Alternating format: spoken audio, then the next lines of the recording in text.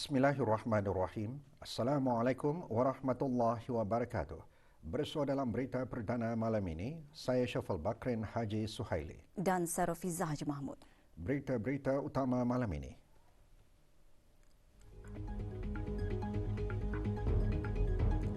Kebawah Duli Yang Maha Mulia Paduka Seri Baginda Sultan dan Yang di-Pertuan Negara Brunei Darussalam berkenan menghantar titah-titah perutusan tahniah bersempena dengan Hari Kebangsaan Thailand.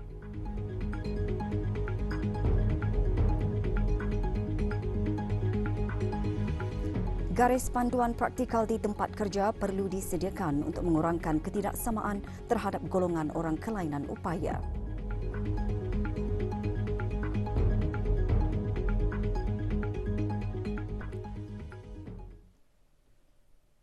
Kebawah Duli Yang Maha Mulia Paduka Seri Baginda Sultan Haji Hassanal Bolkiah Muizzaddin Wad Daulah Ibni Almarhum Sultan Haji Umar Ali Saifuddin Sa'adul Khari Waddin, Sultan dan Yang di-Pertuan Negara Brunei Darussalam telah berkenan menghantar titah-titah perutusan tahniah kepada Kebawah Duli Yang Maha Mulia Raja Maha Vajiralongkorn Fra Vajiraklaw Chow Yuha Raja Thailand ke semua ahli kerabat diraja,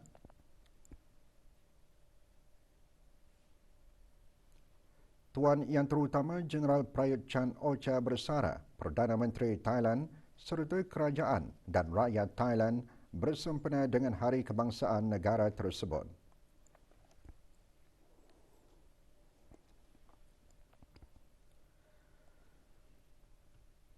Kadar purata kes COVID-19 yang dilaporkan di negara Brunei Darussalam dalam satu minggu kebelakangan menunjukkan penurunan iaitu 503 kes sehari berbanding dengan 643 kes sehari pada minggu sebelumnya.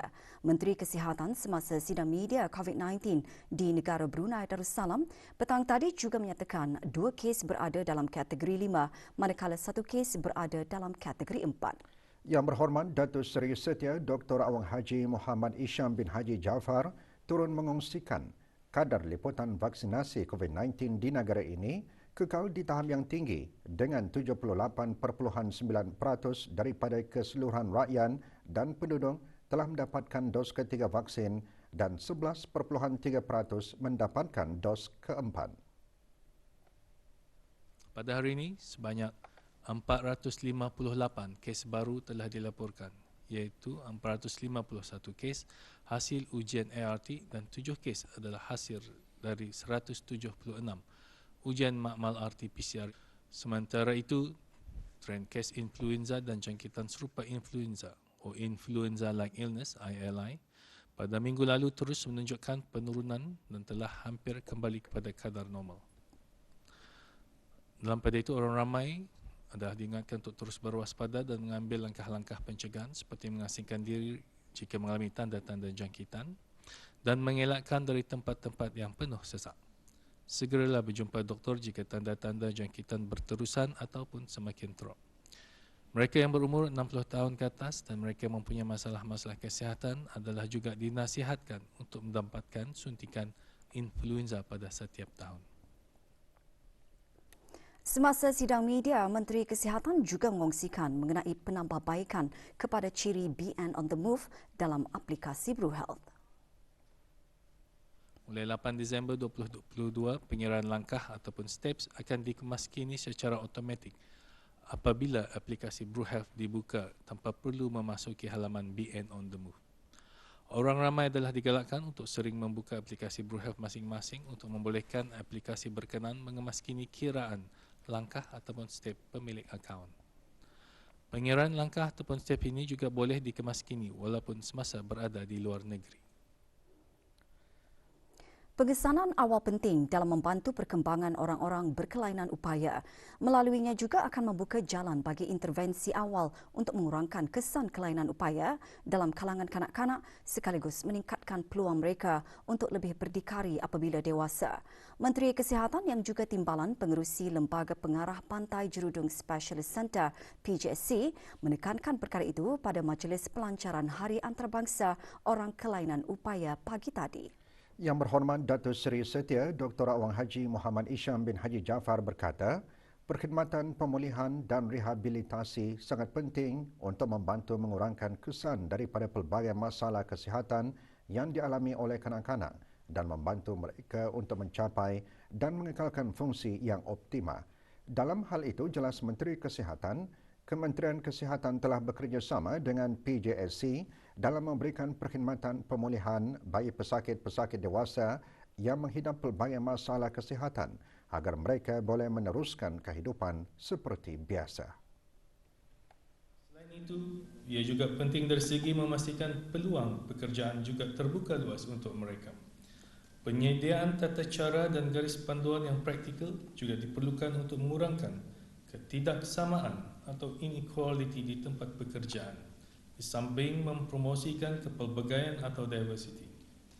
Marilah kita bersama-sama berusaha untuk menjadikan dunia ini lebih terbuka dan saksama bagi semua orang melalui inovasi yang menghasilkan penyelesaian transformatif ke arah pembangunan yang inklusif.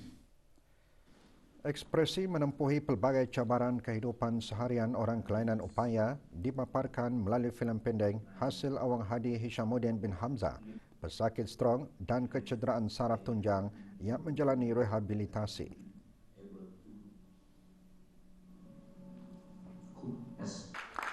Majlis diteruskan dengan penyampaian sijil penghargaan kepada para pesakit kelainan upaya, organisasi dan vendor yang ikut serta dalam pameran. Tema sambutan tahun ini, penyelesaian transformatif bagi pembangunan inklusif, peranan inovasi dalam memacu dunia yang terbuka dan saksama. Majlis Anjuran Pusat Strong dan Pemulihan Neurosains Brunei PJSC itu berlangsung di PJSC Jerudong.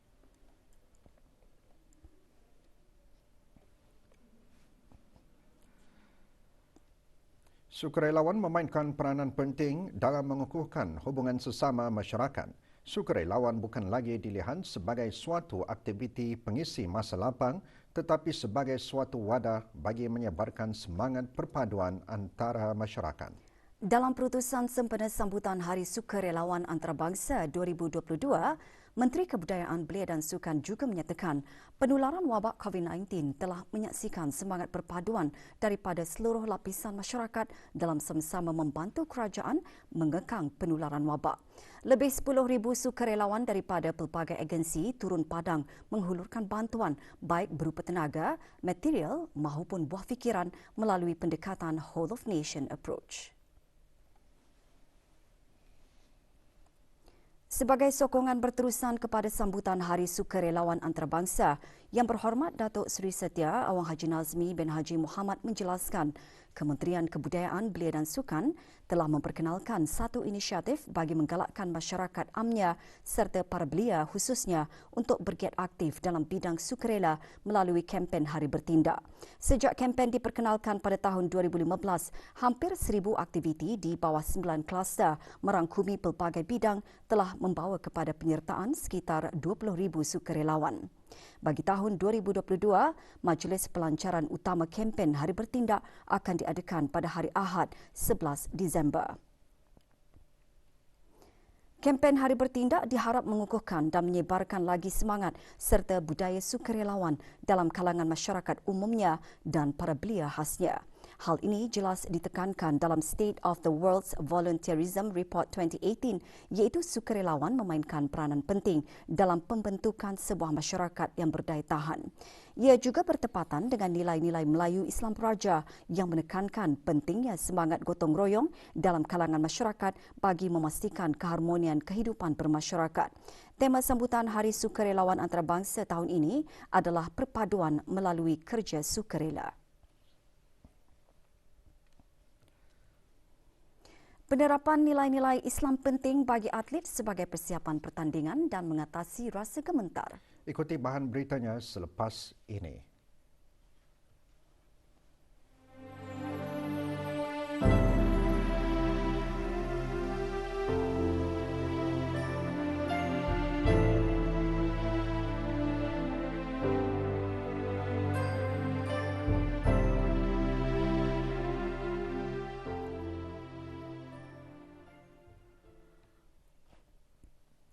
Para atlet hendaklah memperkukuhkan jati diri, kepimpinan, ketabahan dan kekuatan dari segi fizikal, mental serta kerohanian sebelum mengikuti aktiviti kejohanan. Penerapan nilai-nilai Islam melalui program keagamaan juga penting agar para atlet membudayakan amalan berdoa bukan sahaja dalam kehidupan seharian, malahan sebelum berhadapan dengan pihak lawan semasa bertanding dan membantu mengatasi perasaan gementar. Setiausaha Tetap Kesukanan Kementerian Kebudayaan Belia dan Sukan menekankan perkara tersebut semasa pelancaran Kem Sukan Atlet Berbakat, program anjuran Jabatan Belia dan Sukan JBS melalui Unit Kejurulatihan dan Pembangunan Sukan dengan kerjasama Outward Bound Brunei Darussalam OBBD itu berlangsung pagi tadi di daerah Temburong.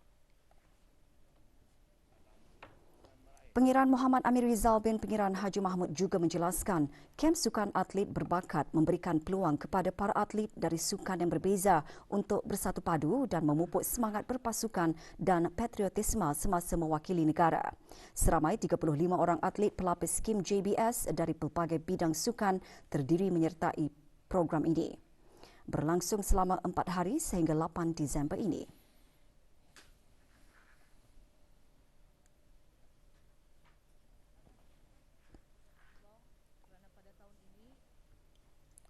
Pertubuhan Warga Mas pagi tadi mengadakan majlis kesyukuran atas sempurnanya Majlis Khatam Al-Quran 76 kali khatam pada 30 Oktober lalu. Majlis berlangsung di bawah pejabat pertubuhan berkenaan. Hadir Datuk Seri Setia Awang Haji Matusin bin Haji Baki, Ahli Majlis Ugama Islam selaku penasihat Pertubuhan Warga Mas. Majlis Khatam Al-Quran adalah pesambah istimewa dari Pertubuhan Warga Mas dan Warga Emas seluruh negara ke hadapan Majlis Kebawah Dulia Maha Mulia Paduka Seri Baginda Sultan dan Yang di-Pertuan Negara Brunei Darussalam bersempena puja usia baginda setiap tahun sejak 2019. Turut menyerikan majlis tadabbur Al-Quran yang antara lain menyentuh tentang ganjaran orang bertakwa ialah syurga dan keredaan Allah Subhanahu Wa Taala. Juga hadir Awang Haji Abu Bakar bin Haji Muhammad Don yang di-Pertua Pertubuhan Warga Mas.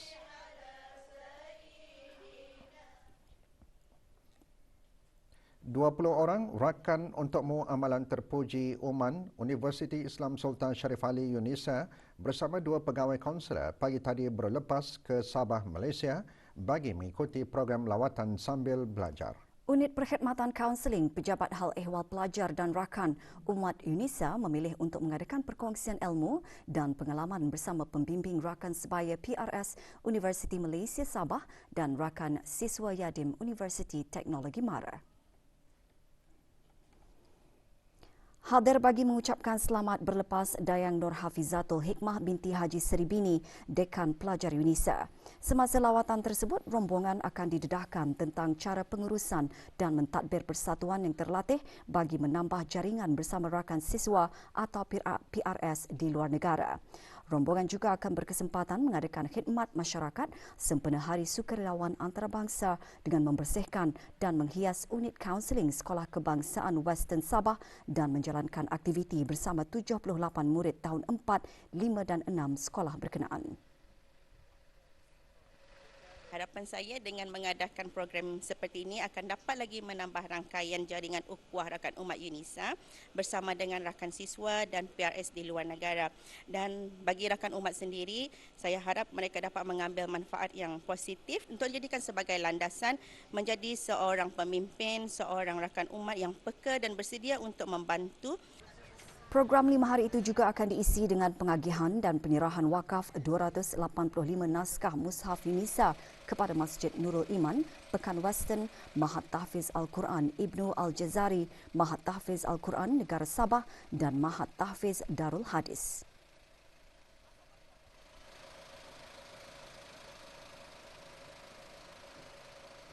Itu pengalaman. Yang kedua is ilmu. Orang ilmu specifically dalam orang menangani pembimbing organisasi pembimbing rakan sebaya bersama universiti tertentu di Sabah. Kami dapat menambah ilmu pengetahuan kami lah dalam segi asas bimbingan ataupun kaunseling dan juga dapat mengeratkan lagi silaturahim dengan pelajar di sana dengan pihak kami lah. Yang pertama ialah menguatkan jalinan ukhuwah antara negara Brunei dan juga negara jiran. Yang kedua adalah untuk menarik minat mahasiswa di luar negeri untuk agar masuk kepada Universiti Islam ini di Brunei. Bersempena cuti penggal persekolahan, Muzium Teknologi Melayu mengadakan beberapa aktiviti bagi kanak-kanak dan dewasa. Aktiviti yang diadakan berunsur permainan tradisi serta pengenalan mengenai puak-puak Brunei. Congkak, permainan tradisional. Excited kan cuba?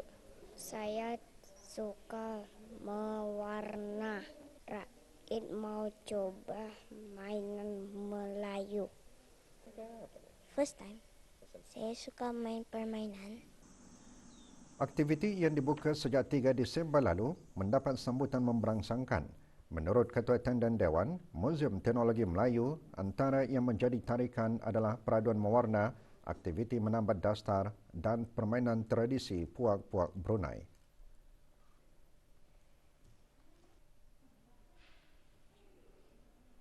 Dan permainan tradisi itu akan kami tunjukkan permainannya dan ada yang sejarah-sejarahnya kami akan beritahu. Sudah ramai pengunjung datang, kanak-kanak yang daripada luar daerah pun datang dan berminat untuk bermain sampai ada yang tinggal sini pagi hingga petang. Bertujuan menarik lebih banyak pengunjung untuk mengenali permainan tradisi serta mengetahui asal-usul penduduk Brunei, aktiviti dibuka bagi kunjungan orang ramai setiap hari kecuali hari Jumaat bermula pukul 9 pagi hingga 5 petang.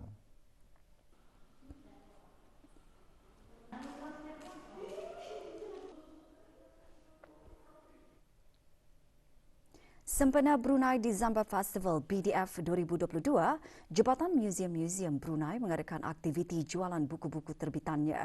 Aktiviti diadakan di bangunan Arkib Negara di Jalan Dewan Majlis. Jualan buku-buku yang sedang berlangsung sehingga hujung bulan ini menawarkan potongan harga dari 20 hingga 80%. Orang ramai dialu-alukan datang ke aktiviti jualan ini yang dibuka setiap hari Isnin, Khamis dan Sabtu dari pukul 8 pagi hingga 12.30 hari dan sebelah petang dari 1.30 petang hingga 3 petang.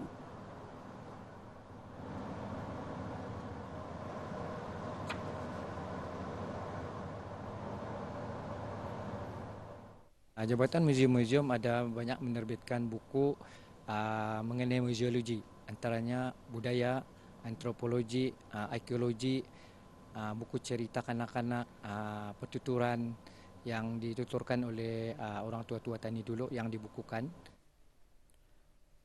Perkampungan Perpustakaan 2022 merupakan salah satu platform untuk mengeratkan lagi hubungan silaturahim dan menyatukan ahli-ahli perkhidmatan perpustakaan dari semua cawangan dengan pegawai dan kaki tangan perpustakaan.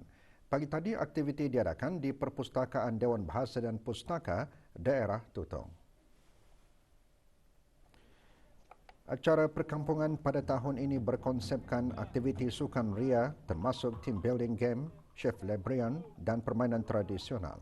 Majlis diselajurkan dengan penyampaian hadiah kerajinan dan pengunjung setia kepada 14 orang pemenang yang disampaikan oleh Daeng Haja Hairini binti Haji Awang Damin, pemangku pengarah Dewan Bahasa dan Pustaka.